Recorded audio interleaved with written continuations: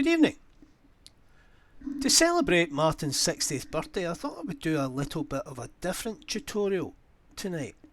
Now, this tutorial, instead of being VCV based, which I normally do, is based around an emulation in Voltage Modular of the Rolling System 100. Now, the Rolling System 100 is modelled these days by Behringer, which is the setup that Martyn uses.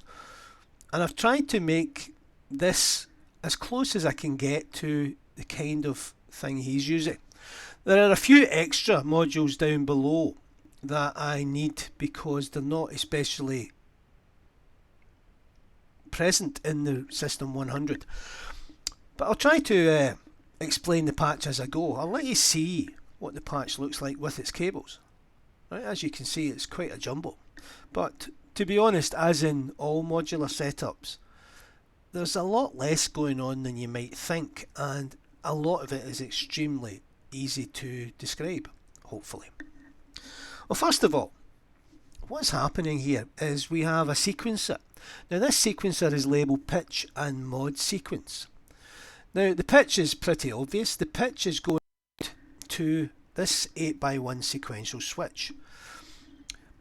And then the output of the sequential switch is going into a sample and hold. Now the reason that I use a sample and hold is that if you have a fairly long envelope, which you can use from time to time if you extend the release, etc., the sample and hold is only triggered every time there is a gate output from the sequencer, which means that you don't get grace notes moving in. And so only when there is a trigger coming from the sequencer do you actually get a pitch. As I said, when the envelope is long, sometimes you can get a second note occurring, which may or may not be what you want. But that's why I'm using the sample and hold anyway. So the sample and hold is triggering a quantizer. The quantizer is feeding back into the pitch input of the VCO. And the VCO is then feeding into the VCF, the first filter. And the filter is feeding into the VCA, which is then going through a phase shifter and a delay, and is then going into the first channel of the mixer. So that's basically the setup. The pitch is generated in the first column, and there will be modulation generated. Now the modulation is going everywhere. If you look at the multiple here, there are currently 12 outputs for the multiple, and most of those are coming from this sequence here. In fact, there are not 12 because the first 4 are inputs. I do apologise. So there are 8 outputs, and most of those are coming from the CV output of the modular sequence. There is a second voice. The second voice has been triggered by this sequencer. It's been triggered from this module here, which is Kinks and is based on a mutable instruments module. And the pitch is coming from CV1 and from the sequential switch, and is coming out into a sample and hold, into a quantizer, and back to the second voice, which is this voice here. Now, for the moment, I'm going to disable this, and I'll explain what I'm doing with this later on, because this will help evolve more sequence fun. So let's see what's going on. At the moment, I'm running a 3-step pitch sequence, and here is voice number 1.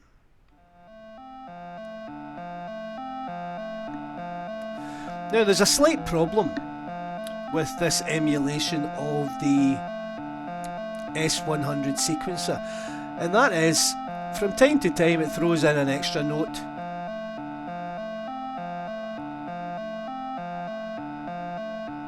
There you heard one there. Now if we take what's going on here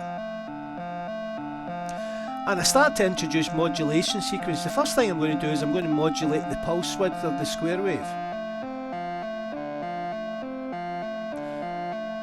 using this sequencer here.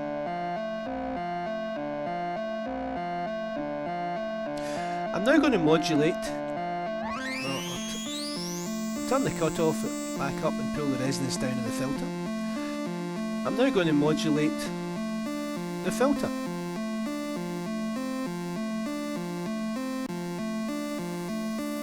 It starts to kick in when the cutoff is pulled down.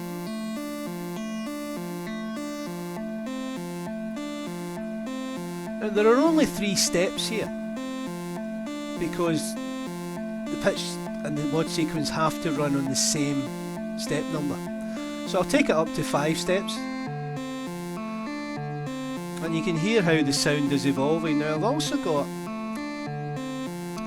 an LFO, very low frequencies. You can see it's multiplied by 1/10, and this will also modulate the filter.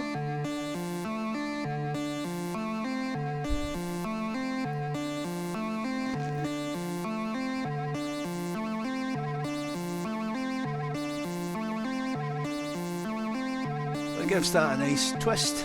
I'll dial it back a little bit.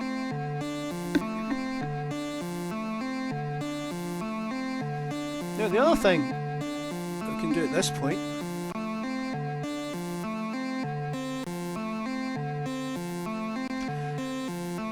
is put on the phase shifter. For that I'll need to raise the volume a little.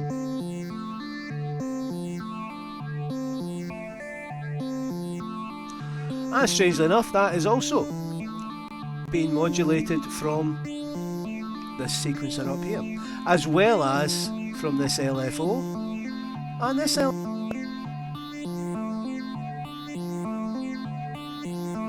We can dial back the resonance on the phase shifter.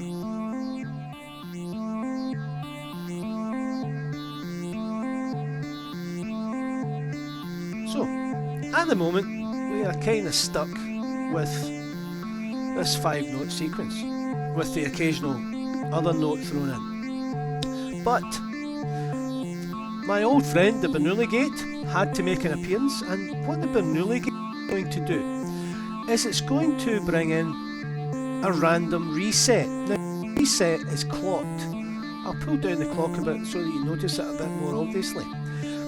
It will reset on the 9th trigger. This is what it sounds like when it's on full. You hear it there? Now, that basically turns out to be a 5 and a 4 from the 5-note sequence, so I'm going to dial that back as well.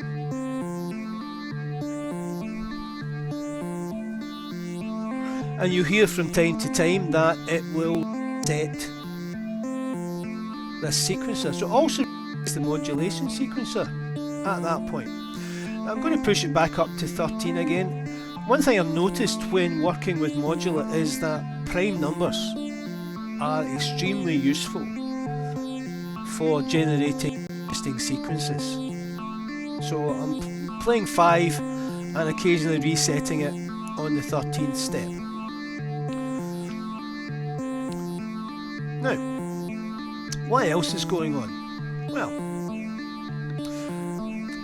I've got this sequencer running and I'll let you hear what the second sequence sounds like. Now, the second sequence is currently a 7-step, so we've got a 5 against a 7 with an occasional 13 reset.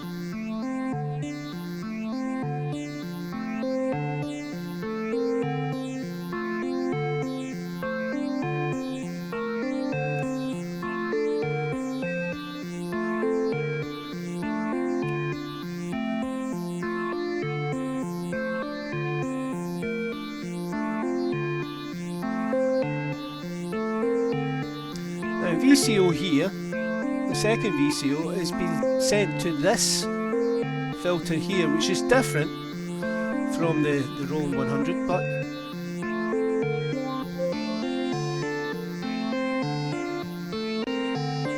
both the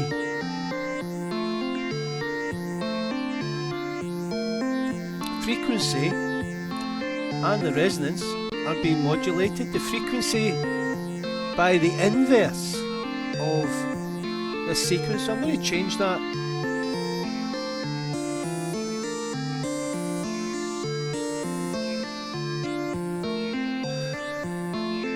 So it's doing the opposite of this modulation sequence here to the cutoff, and the resonance is being modulated by this LFO, which is the inverted version of the LFO that's modulating the phase shifter.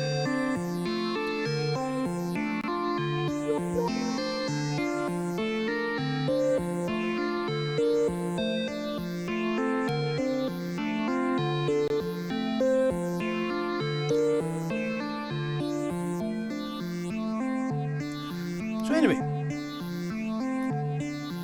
that's what's going on,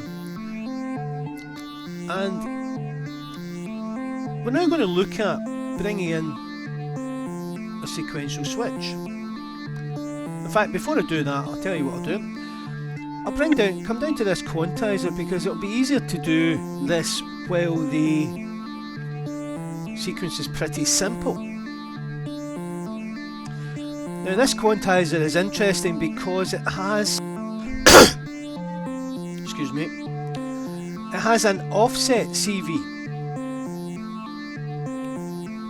And with the offset CV is run from this LFO through, it's being triggered by the gate of the again, and it will extend the range of the notes here. So if you have a listen,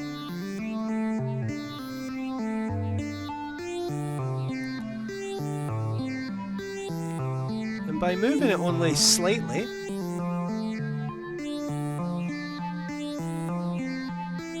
every time the gate triggers, the LFO is and its output to offset very slightly the pitch. And as you can see, it's not very large, 0.04, and we can pull it down the other way, and the pitch will then start to go lower. So I'll bring it back to normal, but that's going to come into play along with all the other things that we use. So we'll go back. It's also set up for voice 2, which is being triggered this time by the modulation sequencer, but we'll come back to that later. Now I want to go to have a look at the sequential switch now. The sequential switch is being triggered, as you can see, by 3 separate sequences. So this sequence, which is not currently being used by anything else, is being to step 4 and step 6 of the sequential switch. This, which was triggering the second voice, has been fed into step 2, and all the other steps of the sequential switch up to 8 have been triggered by this 5 voice sequence. So again, we're playing 5 against 7, but what's happening is we will be getting different triggers as we expand this. Now by this point, you'll have this sequence going over in your head, and you'll be used to it, apart from the odd extra note that gets thrown in. But listen rather, what happens when we bring in the second step.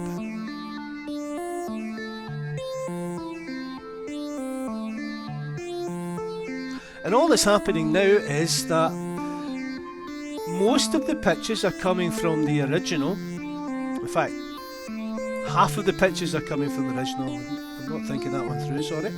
And second pitch is coming from this sequence, so we're getting a 5-step played against a 7-step, and it's bouncing backwards and forwards between those, and thereby getting a sequence which will not repeat until 35 steps, 5 multiplied by 7. So we'll go up to the third sequence now, or the third step of the sequential switch.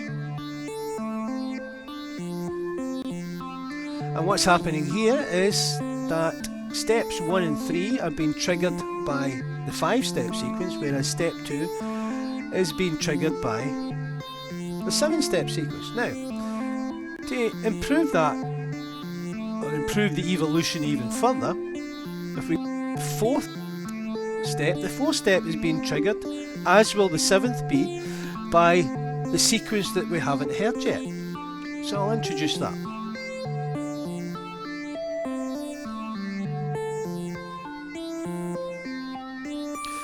There's a very high note here. I've deliberately left it in here. So if you listen for that, it will tell you when the sequence is beginning to show some sign of repeating.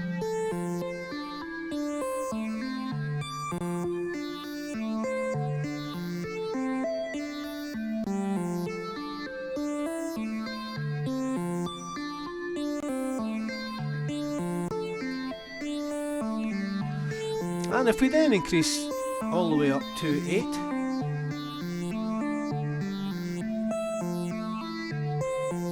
and remember we're still getting occasional resets, so that's creating more, and the 7-step sequencer can also be reset, so I'm going to trigger some resets for that one, and that will basically mean an unpredictable sequence.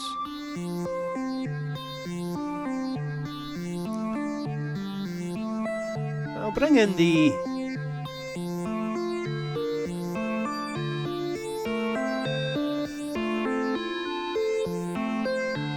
now, this sequence is very predictable because it's just the 7-step sequence from this step here, this sequencer here, with occasional resets. So while the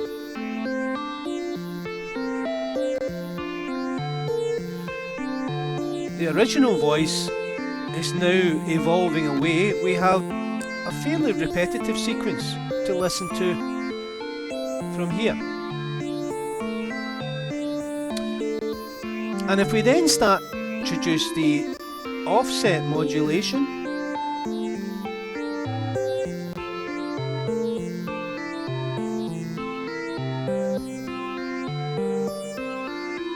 I'm going to delete this module because I think it's causing some pops and crackles.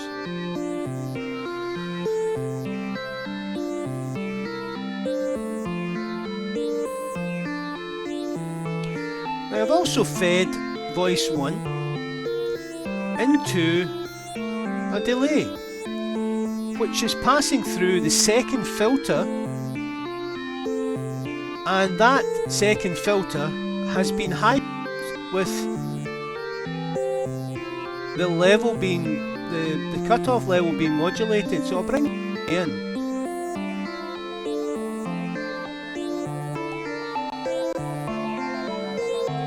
Remember, this is coming from voice 1 again, and this is the delay here. If I take it off,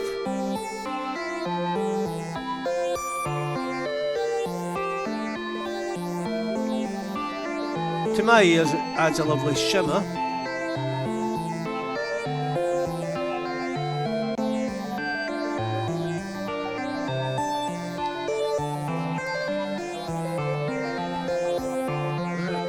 There's a substantial amount of modulation going on. I'm going to modulate that cut-off filter even more.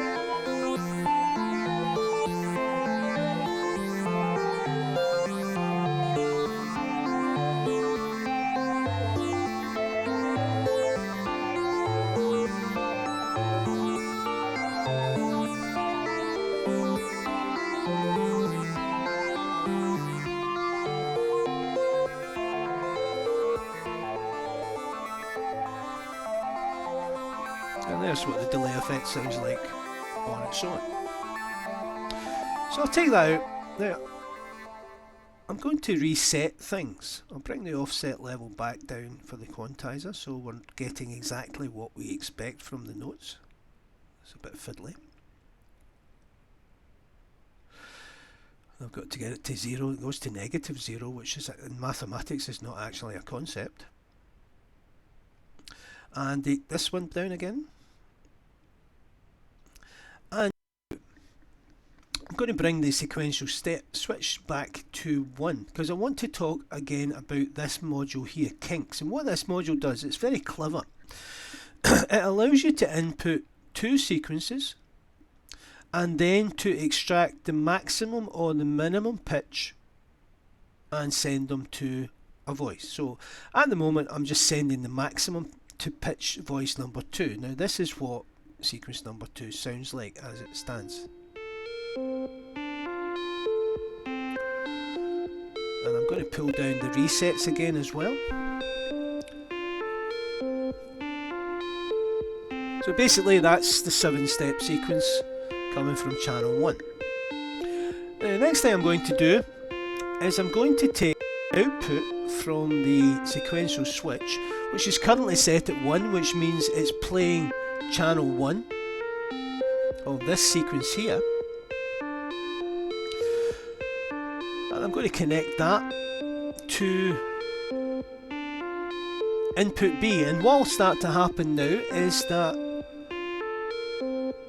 kinks will select the higher of the 2 inputs at every step. And remember, they're running at different rates, so therefore the steps will be constantly changing in relation to each other. Well, I'll let you hear that.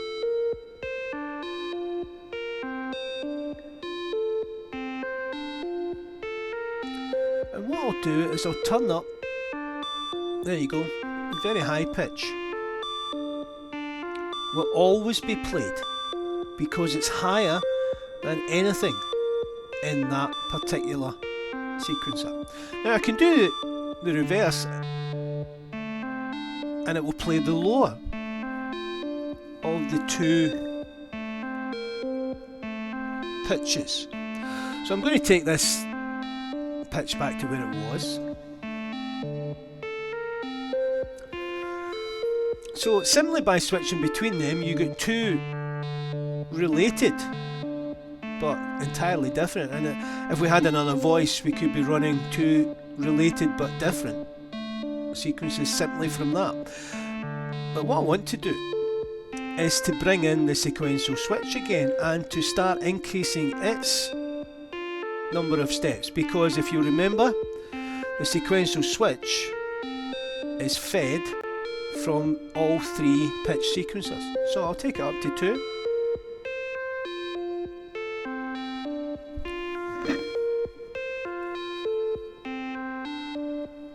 And now 4.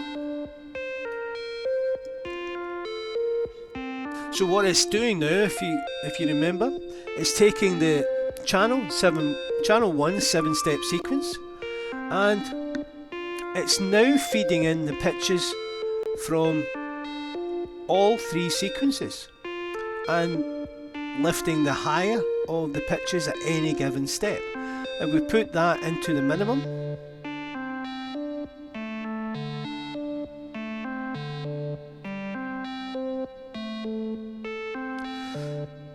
Take it back to the maximum because it is basically a lead voice. And what I'm going to do now is turn it up to max.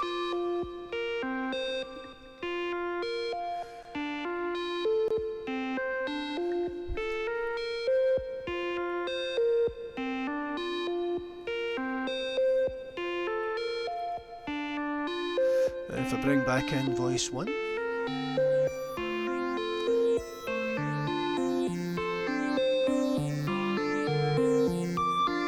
Which is going to be quite similar because it's taking its pitch information from the sequential switch.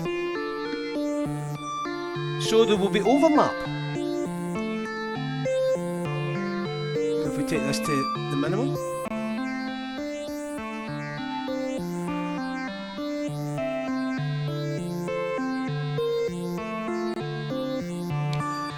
And I'll bring in the occasional reset for the second one. I'll turn down the reset for the first one and turn up, or turn down I think, the modulation input for offset CV and turn this one up.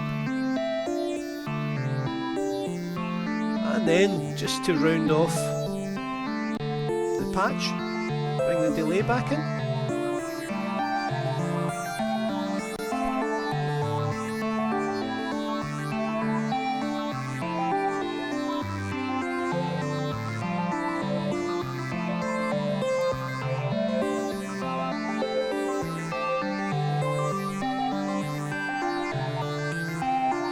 as you can hear, that has a very pleasant sound.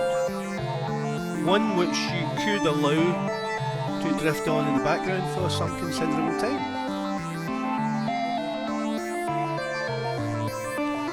And all the hard work has been done, or the majority of the hard work has been done by the modulation sequence.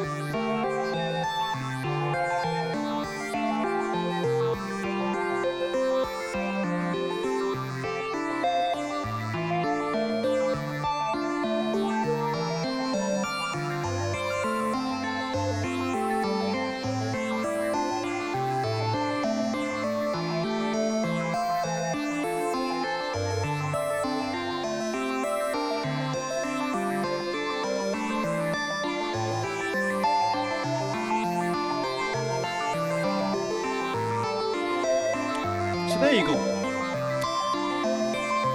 And what I'll do is I'll now fade out the delay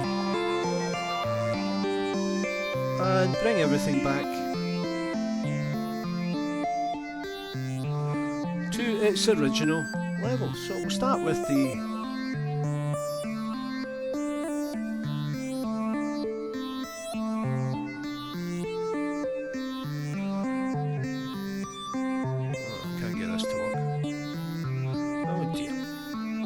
incredibly fiddly. There we go. And I'll start reducing the different steps in the sequential switch. I'll pull back the probability of a reset. Turn off the phase.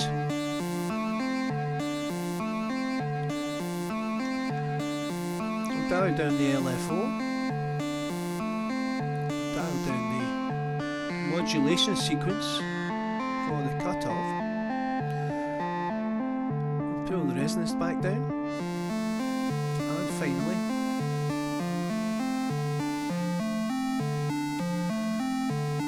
that is where we started.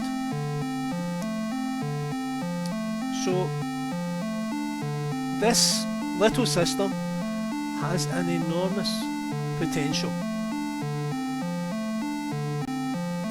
It's really up to you what additional modules you buy. I would recommend highly a sequential switch, a quantizer, a clock divider, and of course Mr. Bernoulli's gate. Now I'm going to do a little bit of repatching here because I wanted to finish off with what I thought was very, very interesting. I was messing about with this patch earlier on in the week, and fingers crossed I've got it right. What actually happens when you try to recreate your country's national instrument using a modular? So I hope I've got this right.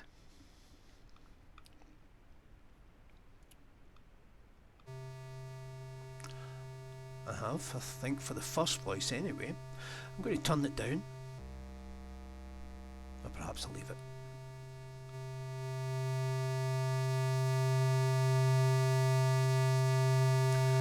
Now that's a drone without very much interest. I'll see if I can improve the quality.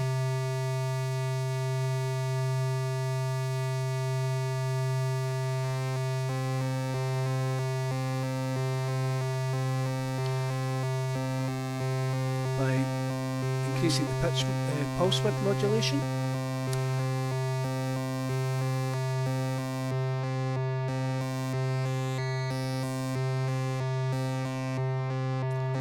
There you go, it's a nice rhythmic drone, but it's not the rhythmic drone that I'm particularly interested in. Let's see what happens.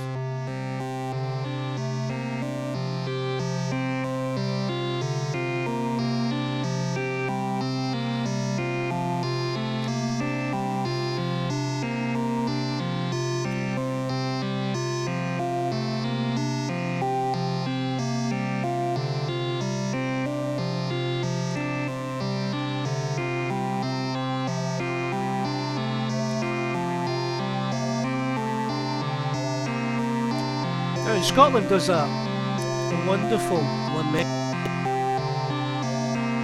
called the Black Isle.